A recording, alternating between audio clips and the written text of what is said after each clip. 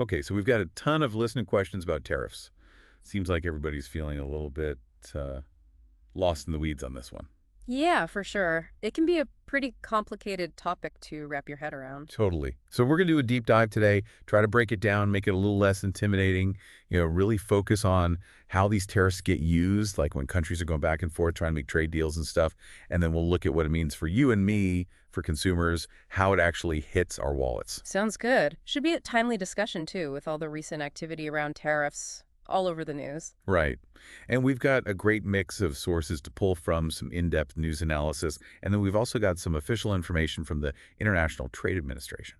Excellent. That'll give us a good foundation. Definitely. I mean, it feels like every time you turn on the news these days, President Trump is slapping another tariff on something.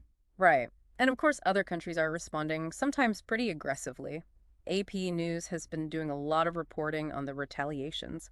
Yeah, they have. It's definitely a global game of economic chess. It is.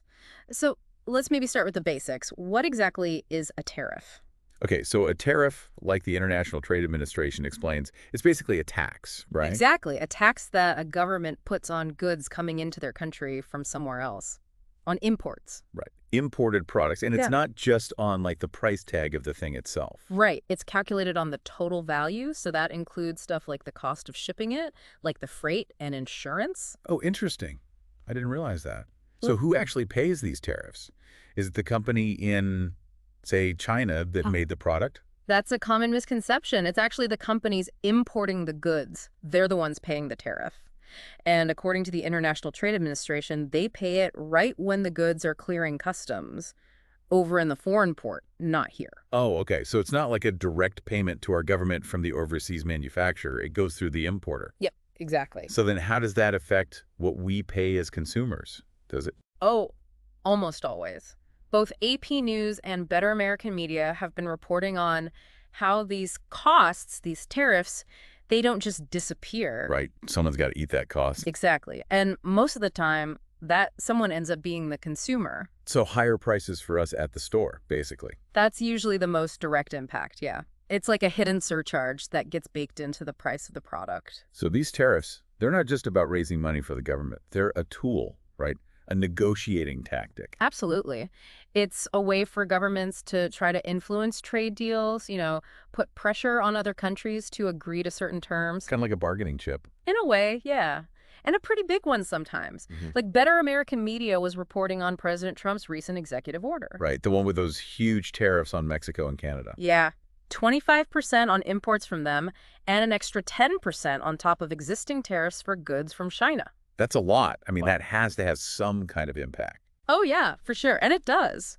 Better American Media also mentioned that the tariffs on Mexico and Canada, those actually got paused. Really? Yeah, after about a month, Yeah. specifically because of negotiations. So that kind of shows you how they can be used as leverage, Yeah. threaten to impose them, then maybe pull back if things move in the right direction. Interesting. But I guess other countries aren't just going to sit there and take it. Definitely not. And we've seen that play out recently. Oh, yeah. AP News had that whole report on how China responded. Right. They weren't happy about the tariffs, and they hit back with a pretty hefty tax of their own. 34%, I think it was. Yeah, on all U.S. imports. So it goes both ways. You put a tariff on us, we'll put one on you. Back and forth, like a trade war. And that's essentially what it is. It can get pretty heated. So is that the only reason countries use tariffs? As a response to something another country did? It's a big one, yeah, especially in those tit-for-tat situations. But Better American Media also highlighted another reason. Was that? Sometimes a country might use tariffs to try to address what they see as unfair trade practices by another country. Oh, I see. So it's not just about getting a better deal for yourself. It's about making sure everyone is playing by the same rules, at least from their perspective. Right. It's about leveling the playing field, or at least trying to. So we've talked about what tariffs are, how they're used in these Right. international negotiations. Right. But let's get down to brass tacks. How does this affect us when we're, at the grocery store or buying a new TV? Yeah, good point. The AP News article had a lot to say about that. Basically, tariffs usually mean higher prices for us. On everything. Pretty much, yeah. It can be a lot of different things. Groceries, clothes, car parts, you name it. Really? I hadn't thought about that, like getting your car fixed costing more because of tariffs. It can happen, yeah. AP News even gave a specific example. They talked about hand-embroidered dress fabric made in India. Okay. So if there's a tariff on that fabric when it comes into the US, then the store that sells it, they have to pay more for it.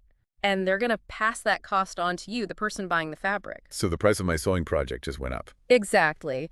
And it's not just these kind of niche items. It can be a lot more widespread. Like how widespread? Well, Better American Media quoted some analysts who are worried that all these new tariffs, they could really push up inflation in the U.S. Inflation meaning everything gets more expensive. Right. Cars, electronics, food, your rent, just about everything. That's not good. Not at all. And AP News had this interesting tidbit about how people were rushing to buy certain things before the tariffs kicked in. Really? Like what kind of things? Big ticket items, mostly. Things like appliances, electronics, stuff like that. They knew the prices were probably going to go up, so they wanted to get them while they were still cheaper. Makes sense. Beat the price hike. Exactly. And AP also pointed out that the things we'll probably see go up in price first are the perishable groceries. Perishable, so like fruits, vegetables, milk, that kind of thing. Right, because supermarkets can't really stockpile those things for very long. They got to sell them quickly. So any increase in cost is going to get passed on to the consumer pretty fast. So those prices are probably already going up. Probably, yeah. But AP said it's not just going to be groceries. They mentioned electronics, appliances, clothes, shoes, all kinds of stuff. So it really is pretty much everything. Yeah, pretty much. And some people are going to feel this a lot more than others. Definitely. The AP article highlighted that. They said low-income families are going to be hit the hardest. Because they're already spending a bigger chunk of their income on those essential things, like food and basic necessities. Exactly. And even a small increase in price for those things can have a big impact on their budget. Right. It could be the difference between making ends meet and not. Absolutely. AP even quoted a guy from Cornell, Gustavo Flores Macias, who said even a little bump in the price of something like soap or toothpaste can be a real strain for families that are already struggling. It all adds up, right? It does. And then there's the impact on bigger purchases. AP had this other quote from Dipen John Chatterjee, he's with Forrester, and he was talking about car tariffs. Oh, right, because cars are one of those things that could get a lot more expensive. They could, yeah. And Chatterjee called it a regressive tax, basically meaning that the people who will feel the pain the most are the ones who can least afford it. So someone with a higher income, they might grumble about the price going up, but they can probably still manage. Probably, yeah. But for someone with a lower income, it might mean they can't afford a car at all anymore. So it's not just about prices going up. It's about access to essential things. Exactly. And AP mentioned some other potential downsides for consumers, like the possibility of people losing their jobs. Yeah, that's a longer-term concern. Because if businesses are having to pay more for their supplies because of tariffs, they might have to cut back somewhere else. Right, and that could mean layoffs, or maybe they just don't hire as many people. And that hurts everyone. It does. It can create a ripple effect throughout the economy. So this shrinkflation thing that AP mentioned, that's kind of sneaky, isn't it? It is, yeah. John Braille from the National Consumers League talked about it. It's basically when the price of something stays the same, but the amount you get is smaller. Like a bag of chips that used to be 10 ounces is now 9 ounces, but still costs the same. Exactly. You're getting less for your money, but it's not always obvious. So what's the best way to avoid getting tricked by that? Braille's advice was to always check the unit price, if you can. The unit price, so that's like the price per ounce or per item. Right. That way you can compare and see if you're really getting a good deal, even if the price on the package looks the same. Okay, good tip. So is there anything we can do to kind of, prepare for these price increases? AP had some suggestions. One was to maybe stock up a little on non-perishable things that you use regularly. Like canned goods, pasta, stuff like that? Yeah. But they emphasize not to go crazy, don't hoard stuff. Right, no need to panic. Exactly. Just be smart about it. What else did they suggest? They said to think about substitutes. Maybe buy used or refurbished things instead of new ones. Like electronics or clothes? Yeah. Or try generic brands instead of name brands. Those are usually cheaper anyway, right? They are. And it might not be for everyone, but they even suggested growing your own food if you have the space. That's taking things to a whole other level. It is. But it shows how creative you might have to get to deal with these price changes. So it sounds like being a savvy consumer is going to be more important than ever. Definitely. You got to pay attention, do your research, shop around. Okay, so let's recap. Tariffs are basically taxes on imports, right? Yeah. Yep. And governments use them as a way to negotiate better trade deals or push back against what they see as unfair practices. Exactly. But the bottom line for us consumers is that these tariffs usually lead to higher prices for pretty much everything. That's right. And those price hikes can really hurt low-income families. Definitely. It's a regressive effect, meaning it hits the people who can least afford it the hardest. So we all need to be aware of this and be prepared to adapt.